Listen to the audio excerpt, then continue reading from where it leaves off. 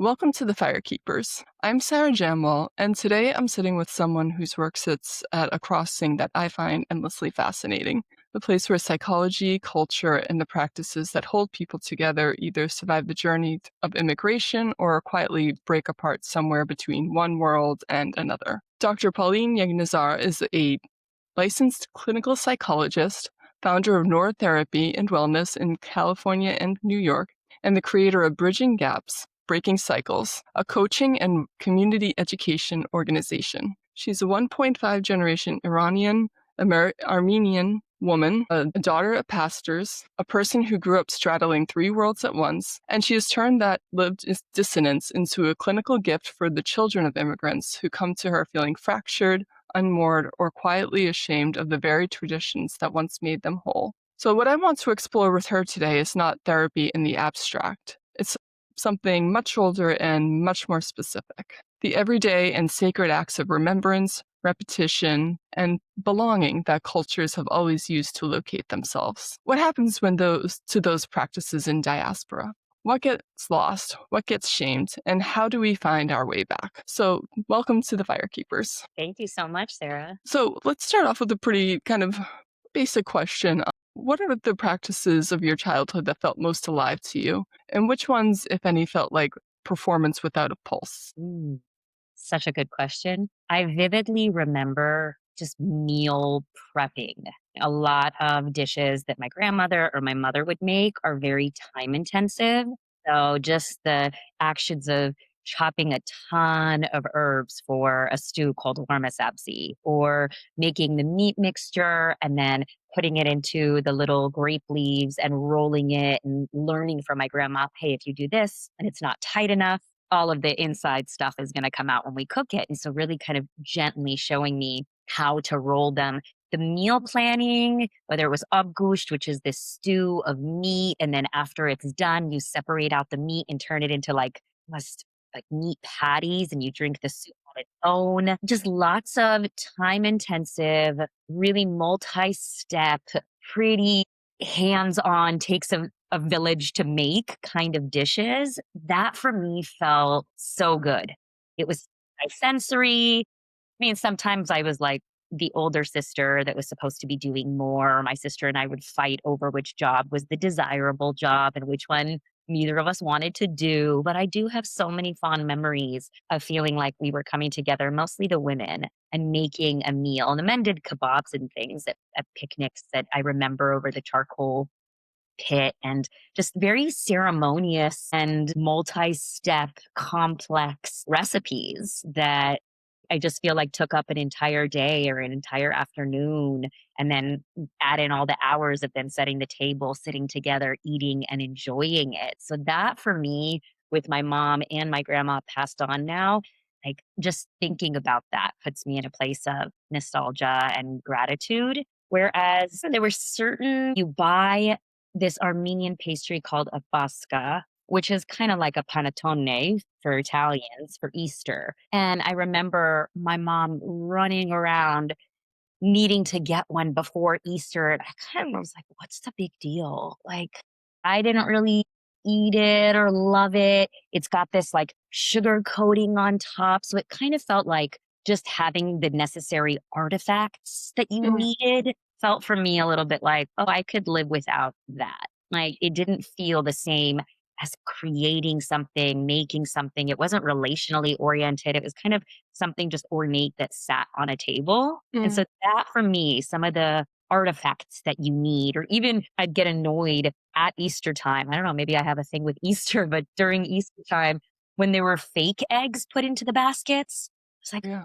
why isn't this like a real egg? Because there's a Right. game, I'm sure lots of cultures play them, but you have two eggs and one person goes to hit it on the top of the other, and then the other person hits it, and who's ever cracks is the one that loses. Like, you're meant to be the stronger egg that cracks the other one. So anytime I got like a plastic egg or something that was just purely ornamental, I kind of felt like, oh, I'm disconnected from it. Yeah, it's got all the decor of Easter, but it didn't actually feel alive for me in the way that doing something or engaging and participating in something gave to me. So that's what's coming up for me. So this has brought you a real sense of togetherness working with each other, right? Yeah.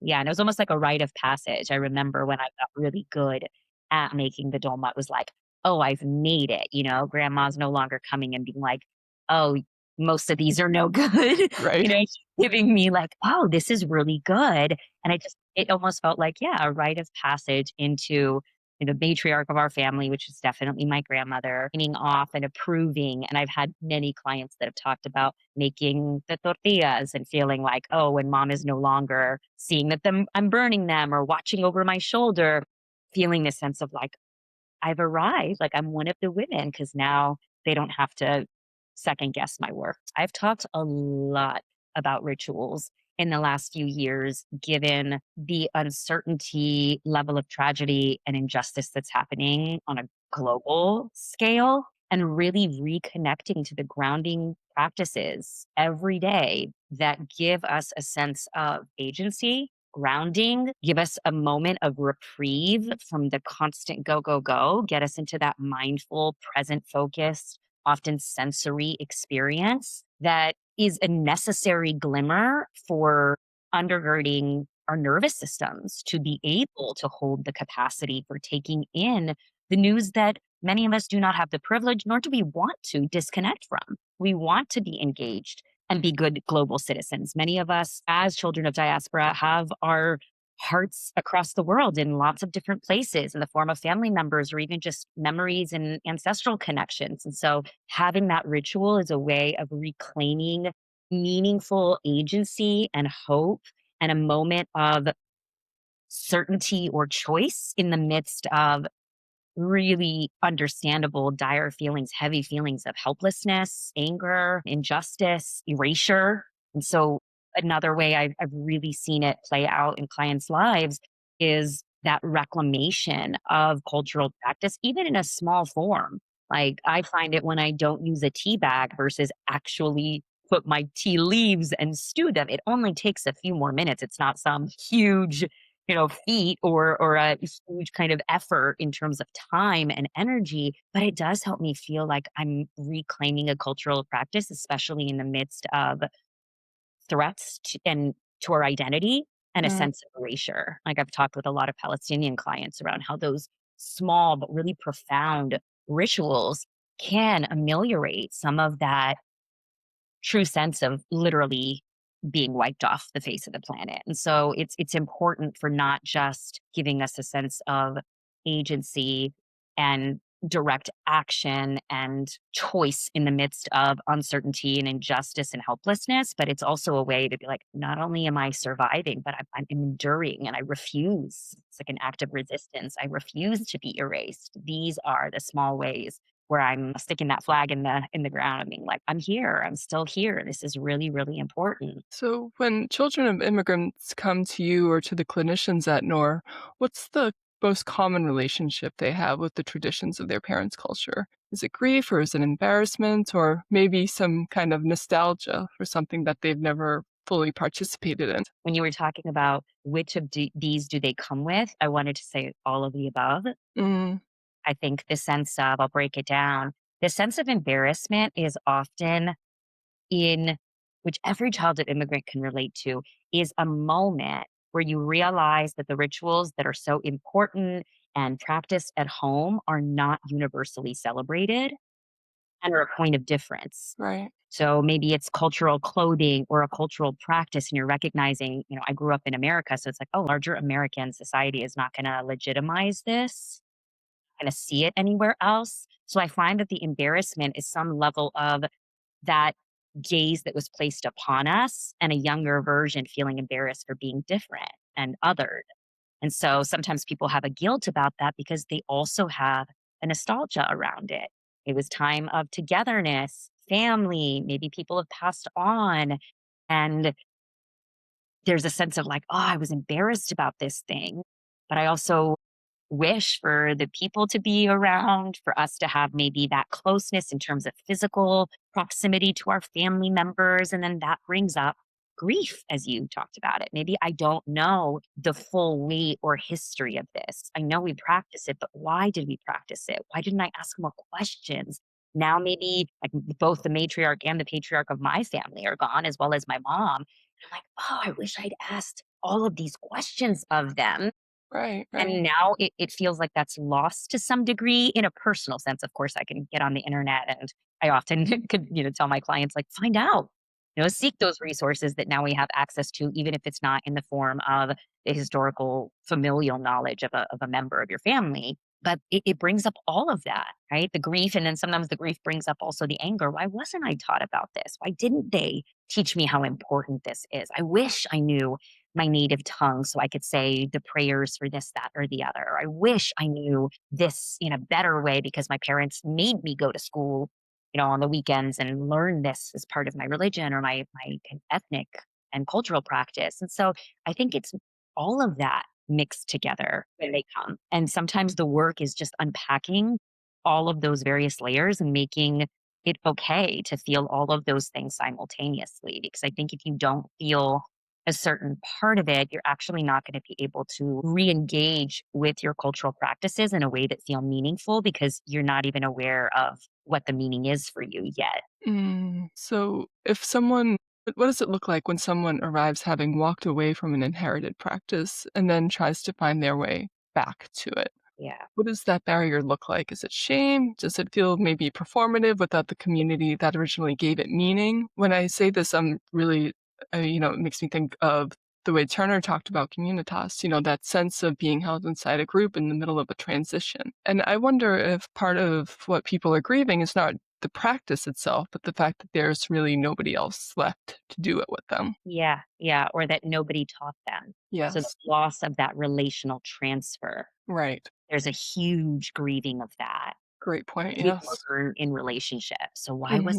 I taught this? Hmm. And sometimes it's looking back at really truly why weren't you taught your native tongue? Why were your Hmm. parents so adamant that you lose your native tongue and learn English and never speak with an accent? Why did they Americanize your name, for example? Right. So sometimes it's that understanding the survival mechanisms at play. And when there's a reclaiming, it's also recognizing that maybe the safety of practicing something that was different was not present for them, but now is. They're safe enough now to be able to, like I said, find the resources online, maybe find a community, even if it's an online one. It's something their parents had to again throw away to assimilate. They don't have to. They can probably find a community, but the shame piece is really, really big.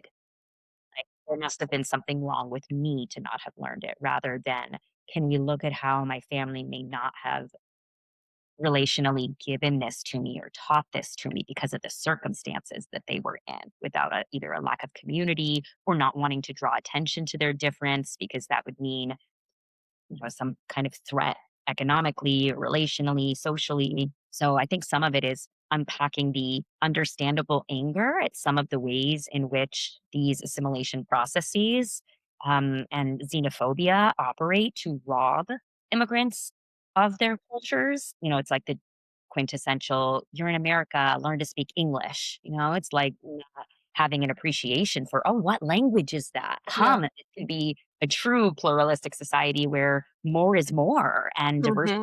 is celebrated. And so I think that the working through the shame actually leads to a righteous angers of the systems and circumstances that robbed people of the freedom and the safety needed to be able to practice these cultural practices and to cultivate them and to deepen them and to be able to do that without fear as a celebration rather than maybe in hiding or in little pockets. And so the shame that they took on is, I'm so bad I didn't learn this. And then that makes me a bad plug in the ethnic identity, turns into, I can see the circumstances that took that opportunity away. And so then it fills me with compassion for my lineage, compassion for my family, and also compassion for myself as I'm Mhm. trying to pick it up again. Like, oh, look at how much I'm trying to reclaim from what was lost. And that can be such a beautiful healing antidote to the layers of grief and loss is that reclaiming some part of what was taken. So, in that same vein, when someone is geographically or emotionally cut off from their people, what happens to their ability to sustain these ancestral ties, these ancestral habits at all? Does doing it alone hold, or does something essential will disappear without the community that made it real. It's not going to be the same Right. as it was. And I've had to let that go, that it's not going to feel the same, but it can be just different. It doesn't have to be less than. Even helping clients look at the intention with which they're doing that.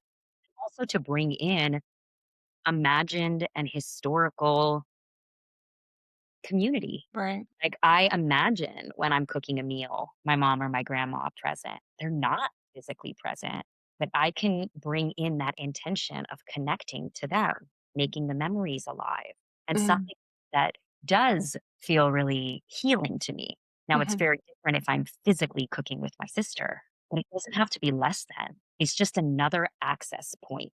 And I think there's no way to have people migrating from one continent to another, people that have lost so many of their elders, to have the rituals feel exactly the same. It's not Mhm. the same right now when I'm celebrating a holiday when I was a kid versus now I'm creating that for my kids. So I'm the Right. mom. I'm the Right. one thinking of all the pieces. Whereas as a kid, I got to enjoy it carefree and with a certain level of like whimsy and magic. Does that Right. make it worse?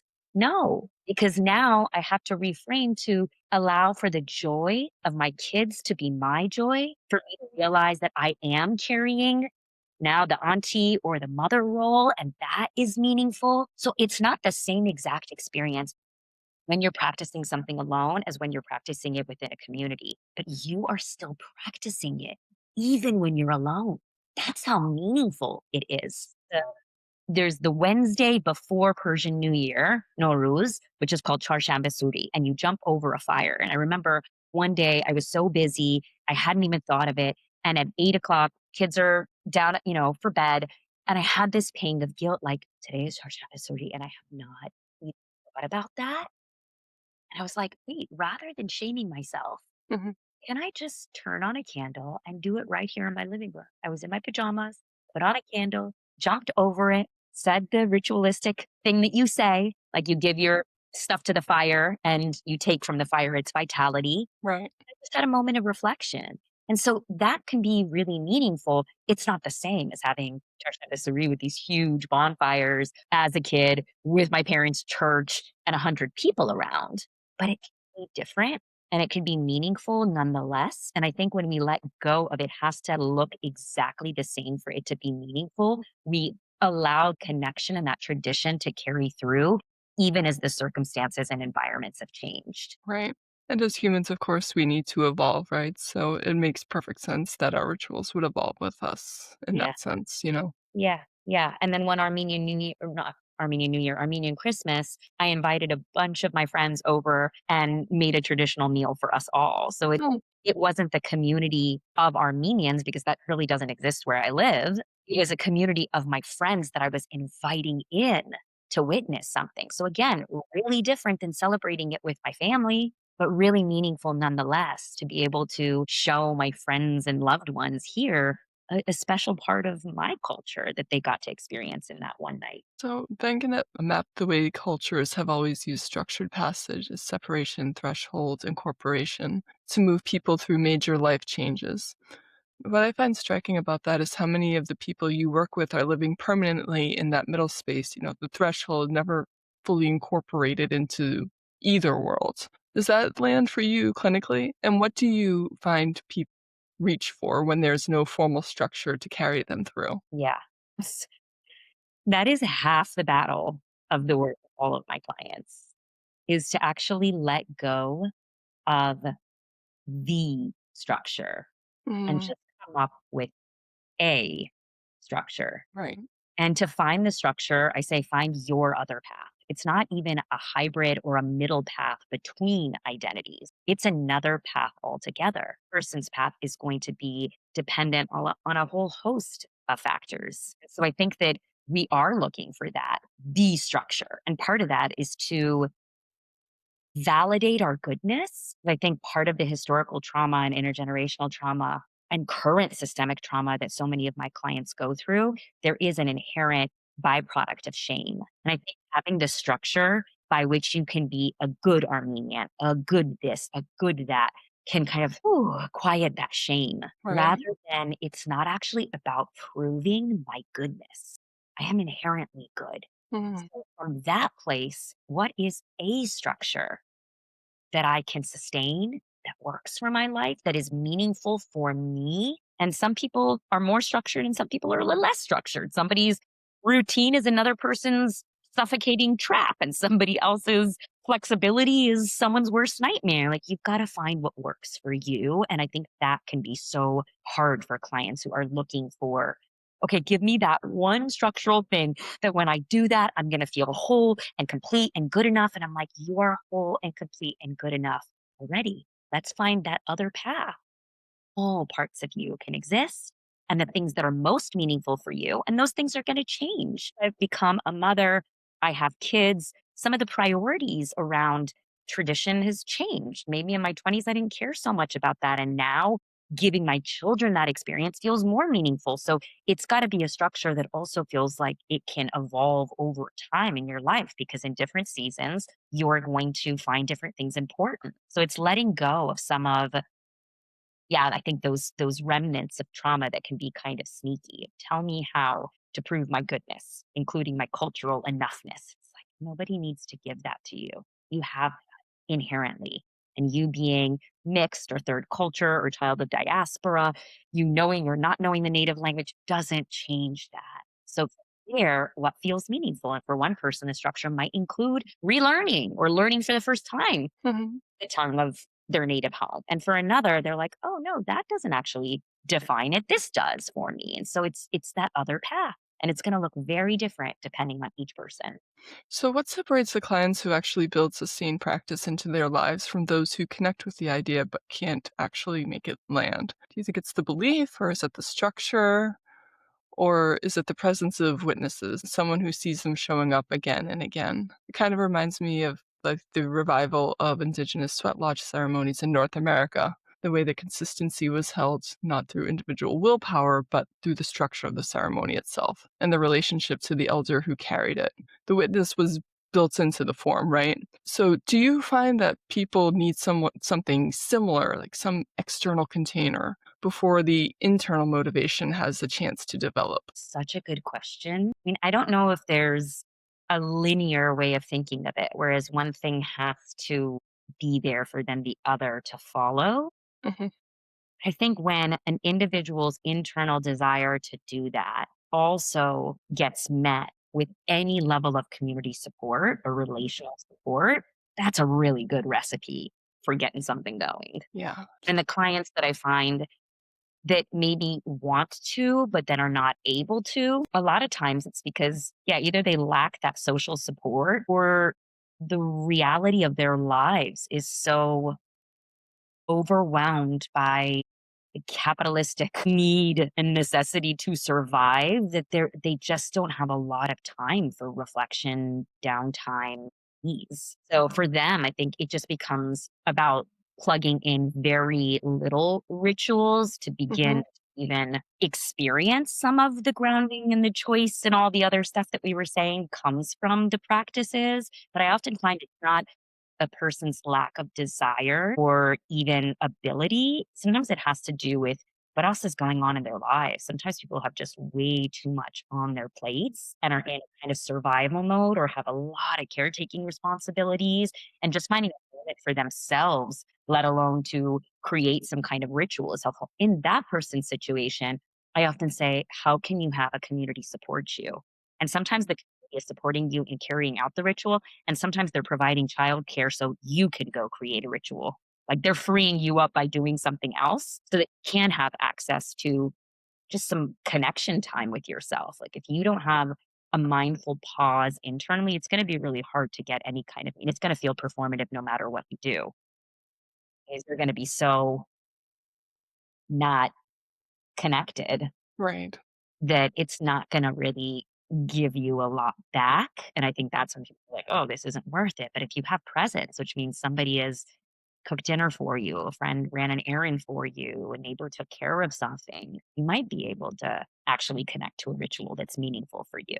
So community always helps to support. I've seen lots of people, especially through my coaching programs where I've worked with women around the world, that are alone and don't really have any sense of community in terms of connection to their own identity. But then when they are starting to feed that internal motivation to create rituals or to re-engage in their cultural practices, they find friends that are willing to join them, even if it's not the same cultural background. It's like me Mm. inviting the friends over for the Armenian celebration. That came from an internal desire for me. And then I created the community around it.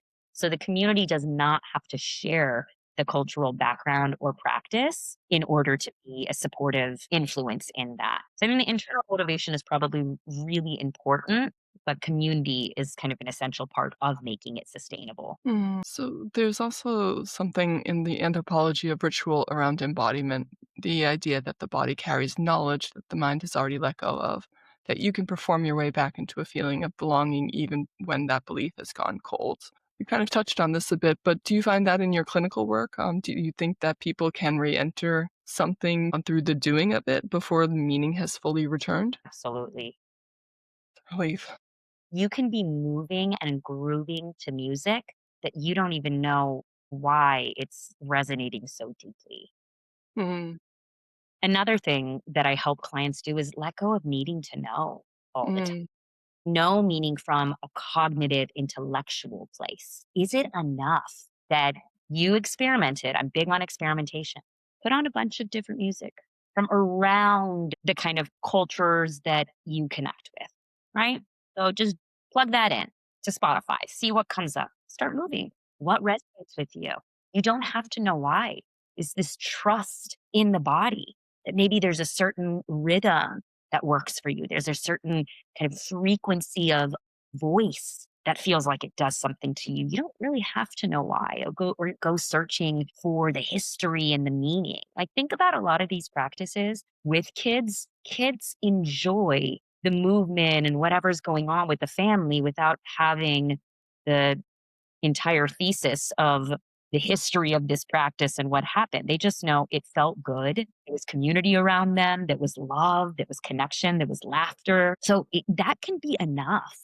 And I think sometimes when we feel ashamed about not knowing or being disconnected from our cultures, again, because we've taken on some kind of individual responsibility for a lot of geopolitical and collective forces that are outside of our individual choices and responsibilities. But anyway, when we feel disconnected, feel ashamed, then it can feel like I have to know or I'll be an imposter or I won't be enough. It's like you don't do it perfectly. Just put on the music. Try different spices. What spices speak to you? What smells? Go into a shop. What smells just give you a sense of, oh my gosh, that smells like home, or that does something to me, or that's really soothing for me. Don't have to know exactly why or know the entire history of it in order for it to be legitimate. And sometimes it's just about trusting those embodied pieces of knowledge and the different way of knowing. Oh, no, this is music that I'm sure my ancestors danced to. There's something, I call it feeling it in our bones. Like, I feel this one in my bones. It's like, can you trust that without then researching? The research can come as a fun additive right. research. Is this, like I go down those rabbit holes all the time, especially if I'm getting a new client from either a religious or an ethnic and racial background. I don't know, usually ethnic background, I don't know much about. Love researching and being like, oh, this is an instrument that's only from this part of the world.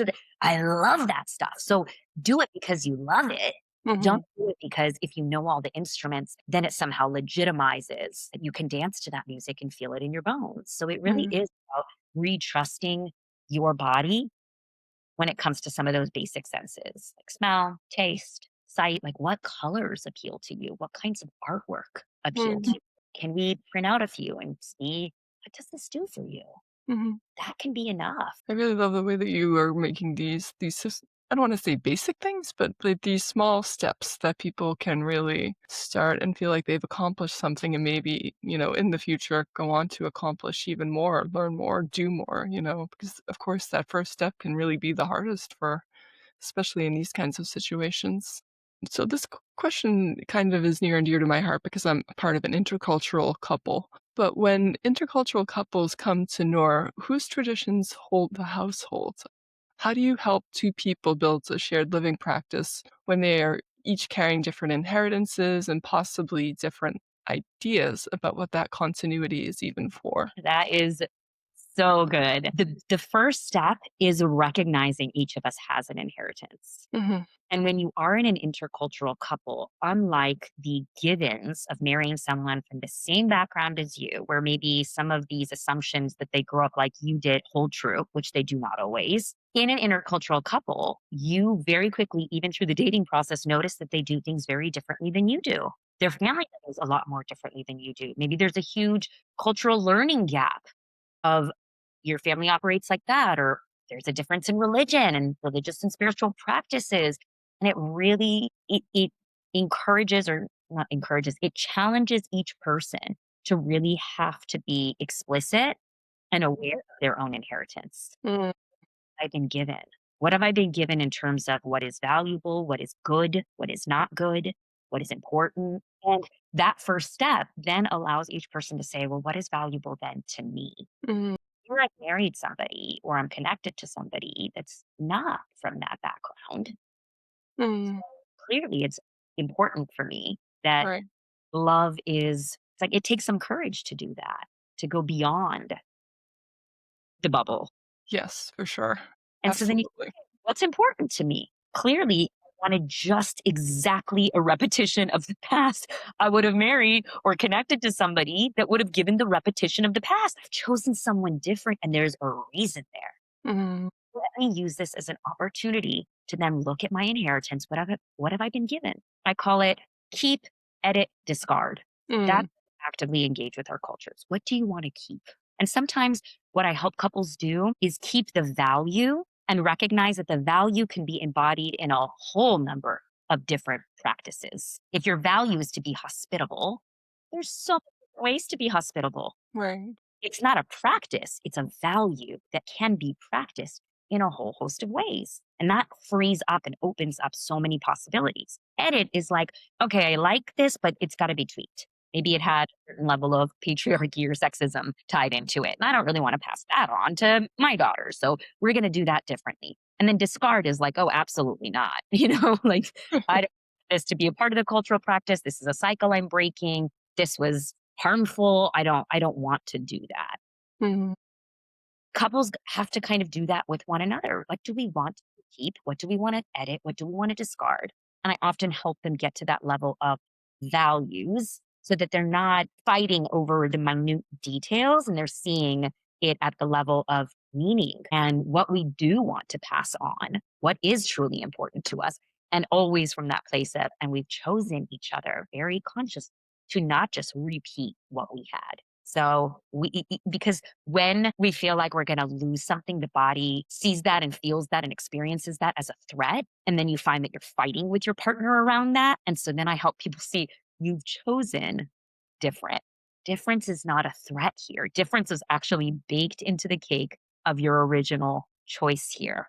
mm, yeah, Okay. So now from that place, what do we want to keep, edit, and discard? And a lot of times couples don't even know that they have that sense of threat or even identity loss until they're getting ready to family plan, until some big crisis is happening in their family or even in the world mhm, that doesn't get activated. So you might think, oh, this wasn't really important to me. I thought, oh, when we, abstractly, when we talked about kids, we'd let our kids choose the religion. It doesn't matter.